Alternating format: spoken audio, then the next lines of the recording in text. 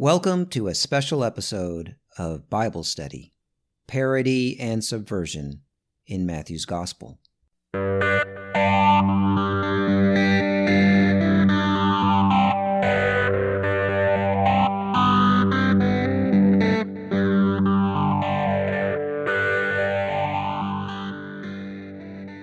If you are looking for the commentary on Matthew, I recommend that you go to episode 1 and start there.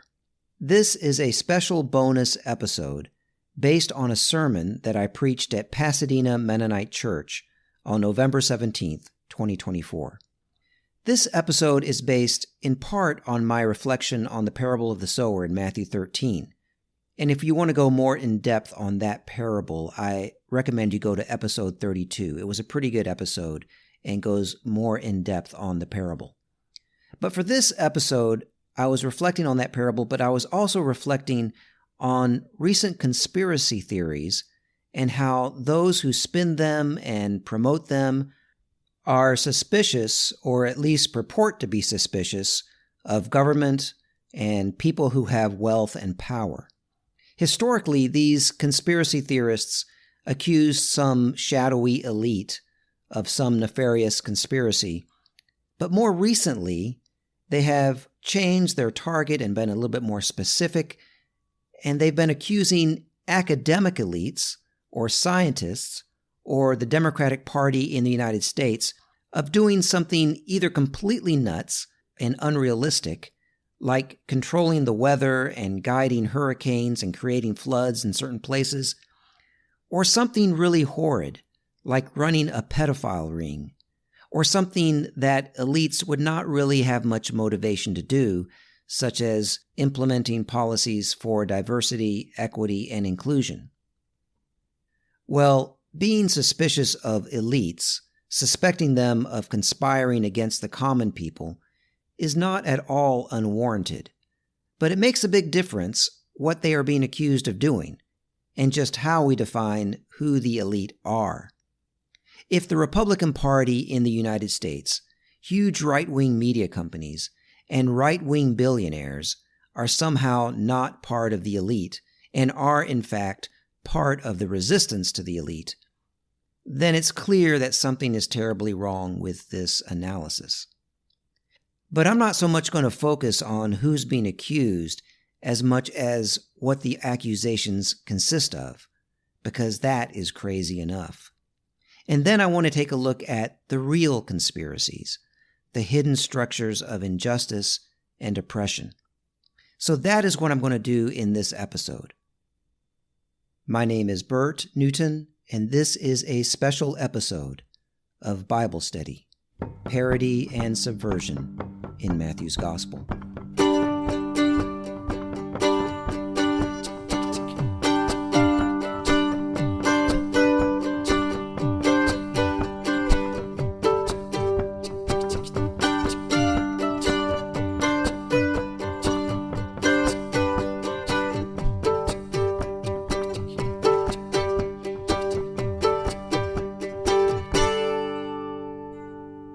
The Palestinian-American comedian Sammy Obeid was riffing on prejudice in American culture and how it manifests, and this is what he said. There was a poll that showed that 56% of Americans said that we need to get rid of Arabic numerals. Well, how can you never forget 9/11 if you get rid of 9 and 11? He continued, if you didn't get that joke, it's because our educational system has failed you, and you weren't taught that our numbering system is called Arabic numerals, which itself is likely a misnomer because it was probably developed in India. But just think of people answering a question they don't understand. Let's say you don't know that Arabic numerals are what our numbering system is called, and someone asks you if we should get rid of Arabic numerals. Do you just say yes because they are Arabic when you don't even know what is being talked about? You could choose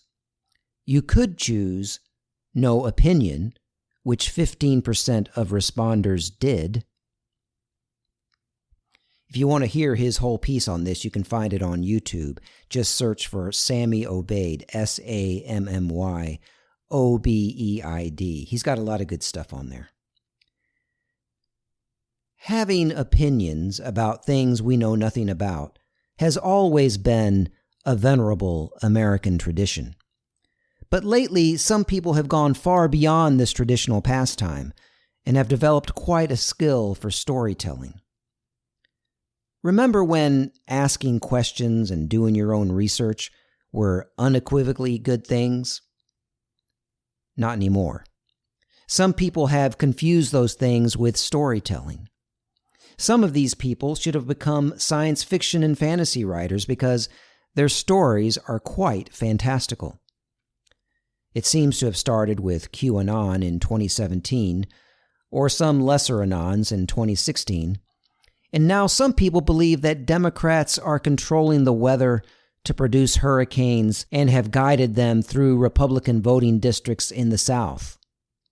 And this after years of saying that humans could never affect the climate. These conspiracy theories get more and more absurd. I just learned of one that's really nuts. Apparently it goes back to 2016 or 2017 in the orbit of QAnon, but I just found out about it. And it's so nuts that even to be able to talk about it, I had to research it for several hours, which was a lot of fun. And I'm not sure I even got it straight because it's really confusing and it doesn't really make a lot of sense, but it seems to go something like this. About 100 years ago, there was a mud flood or a global heating or something that destroyed a worldwide empire called Tartaria. And by worldwide, I mean stretching from Asia to North America, worldwide. Where I am right now was part of this empire 100 years ago. And all the old buildings that we see from that era were actually built centuries or even thousands of years ago by the Tartarians, whose society and culture are far superior to ours. The Tartarians are also sometimes said to be fair-skinned, blue-eyed people. So you see where this is going. So the society that we see around us is just around 100 years old, so this theory goes. The grand old society of Tartaria is hidden, literally buried under mud, except some of the buildings that still survive. As one of the conspiracy theorists put it, the same people that built the Capitol in Washington built the pyramids in Egypt. According to this theory, we've been lied to about the origins of our current society, which happens to be multicultural and multi-ethnic, by the way.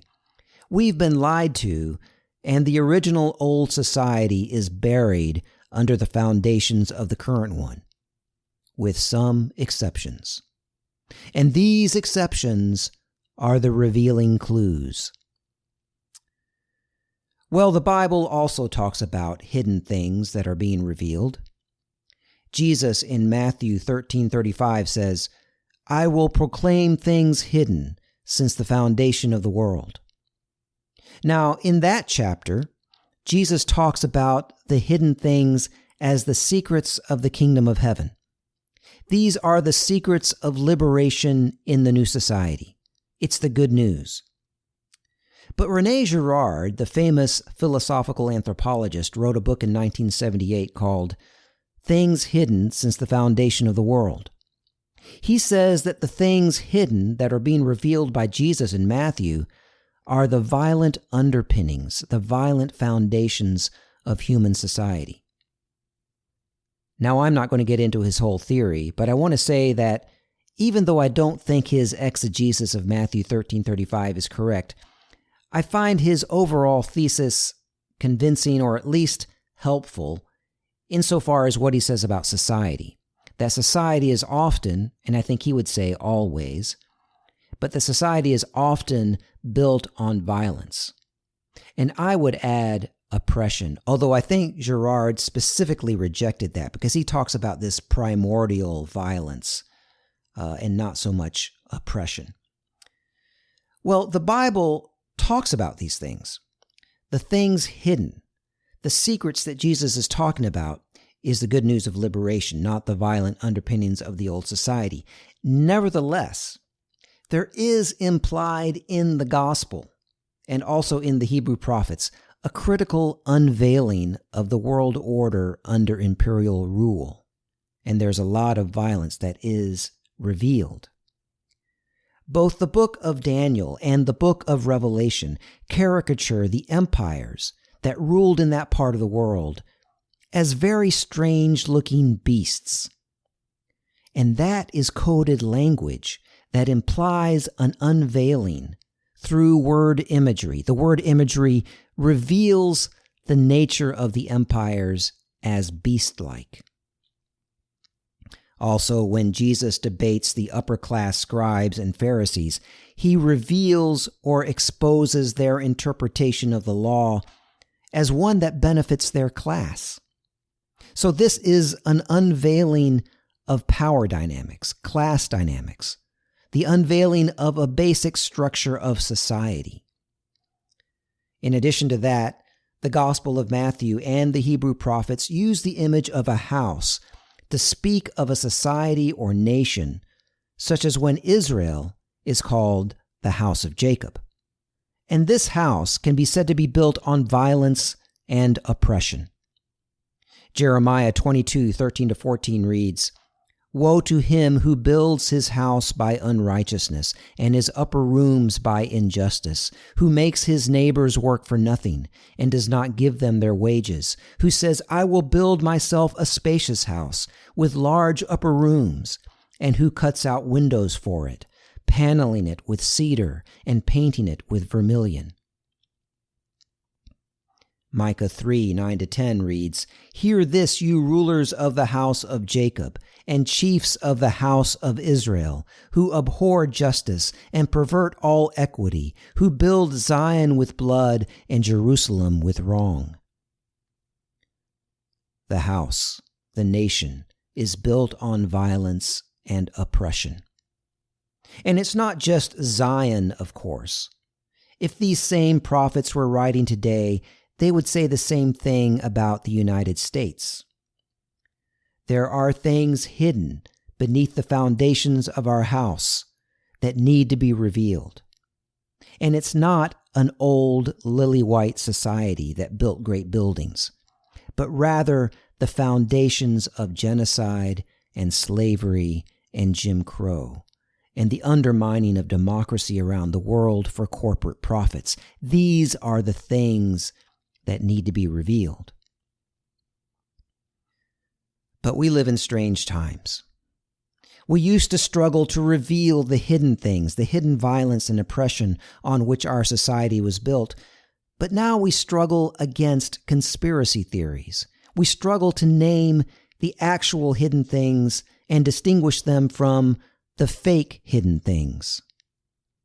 There was no lily-white superior culture that lasted thousands of years until just around 100 years ago. There was, though, not that long ago. Around that very time, a Jim Crow society that was built on racism, redlining and exclusionary zoning, segregated neighborhoods. And we can still see the remnants because they aren't just these supposed architectural anomalies. The segregated neighborhoods, the exclusionary zoning is still with us. The legacy of past housing policy is still with us in the form of inherited wealth passed down through families. At one point, 60% of homes in Pasadena, California, where I live, had racial covenants which required that they be sold only to white people. It was much easier for white families to own homes and to get either government or private loans from banks to buy a house due to redlining, so they could accumulate wealth through home ownership, and that wealth was often passed down through generations. And that wealth gap is still with us. According to the Pew Research Center, In 2021, the typical white household had 9.2 times as much wealth as the typical black household in the United States.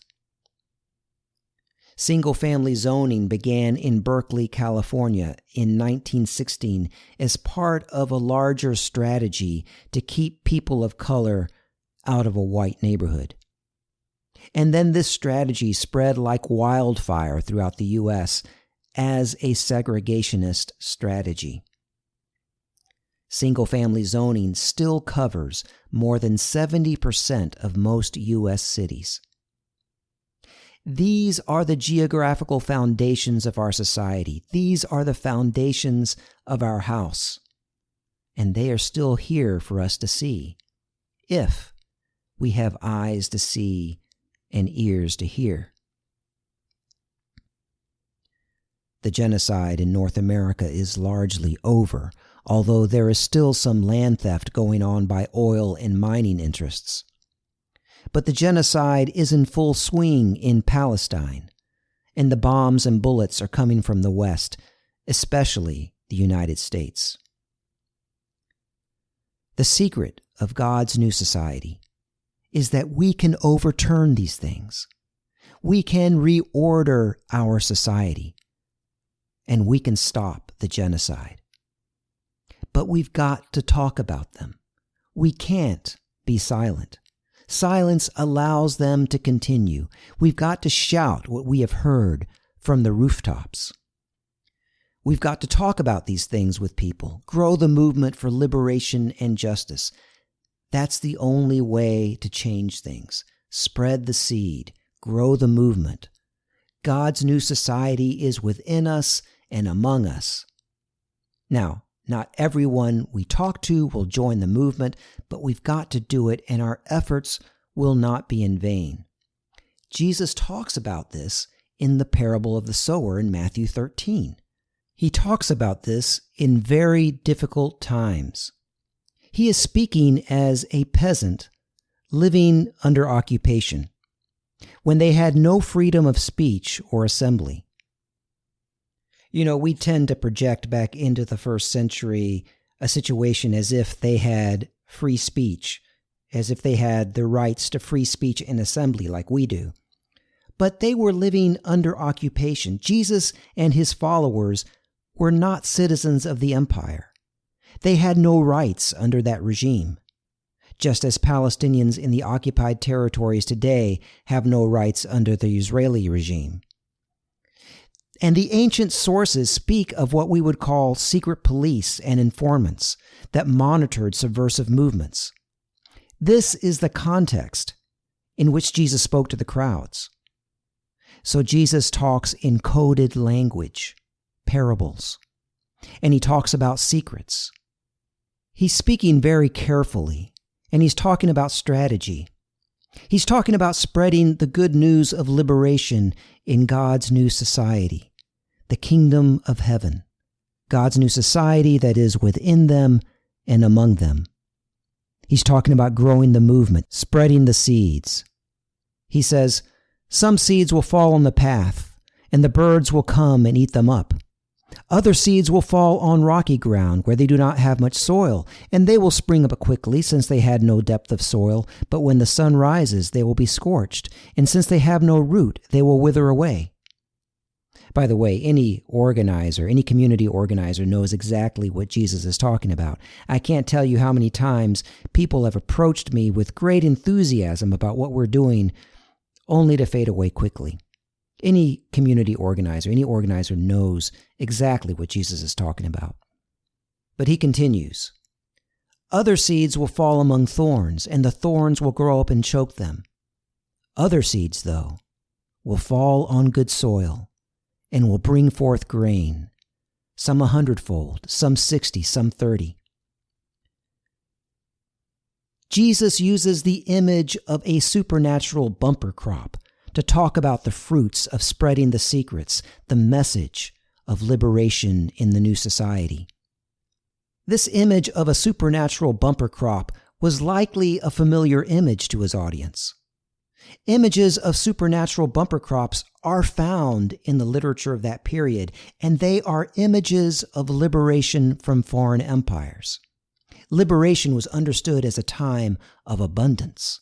You see, because the empires took food from the people, a lot of taxes were paid in crops, and the elites in the Roman empires would actually cause food shortages in order to be able to sell their food at a higher price. So the empire caused scarcity. It caused a lot of malnutrition and starvation, a lot of scarcity of food. And so liberation from empire was understood as a time of abundance. And this is the sort of image in literature from that period, from Israel, that indicated liberation from empire. Jesus says, scatter the seeds, talk about these things, post them on social media, talk with your friends, and it will bear fruit, the fruit of liberation and abundance for all.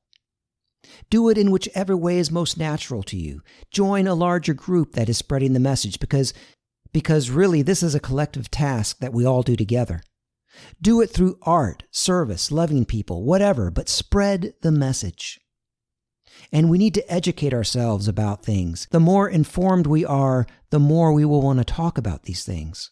Jesus says, spread the message about both the hidden oppressions under our foundations and the secret of good news. And then organize. Or join people who are organizing. Here in Pasadena, where I live, we've been changing things. We used to not have much affordable housing here. But now, approximately 10% of Pasadena residents live in affordable housing. And a lot of it is sprinkled among the luxury units that have gone up in the last 20 to 25 years because we passed an inclusionary ordinance that requires that. We got this because we organized. We got rent control in 2021 because we organized. More recently this year, we got approval to use one of the closed school campuses for affordable staff housing because we organized. We got the city of Pasadena to pass a resolution for a ceasefire in Gaza because we organized. And we got Judy Chu, our congressional representative, to vote against sending arms to Israel and to call for a refunding of UNRWA because we organized. We did not stay silent, and we organized. So spread the word, both about the stuff that's hidden under our foundations and the wonderful secret that we have the power to change things. If you have eyes to see and ears to hear, take what you see and hear and shout it from the rooftops. Talk about it with your friends and organize. With God's spirit of love and justice and compassion in us, we can bring about God's new society.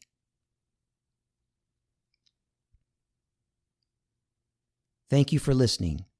This has been a special episode of Bible Study, Parody and Subversion in Matthew's Gospel.